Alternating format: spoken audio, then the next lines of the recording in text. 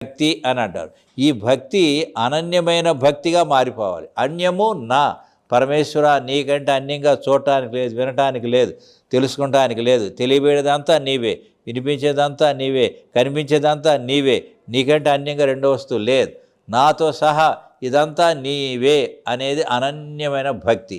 అలాంటి అనన్యమైన భక్తి వలన భగవద్ అనుగ్రహం, సగుణ బ్రహ్మ యొక్క అనుగ్రహం మనపైన కుంభవృష్టిలాగా కురుస్తుంది అన్నమాట. బట్ ఆ తర్వాత ఇక జ్ఞానంలోకి ప్రవేశించి వేదాంత విచారణ చేసినట్లయితే తత్వమసి అని బోధిస్తారు గురువుగారు. మహావాక్యాలని ఉంటాయన్నమాట.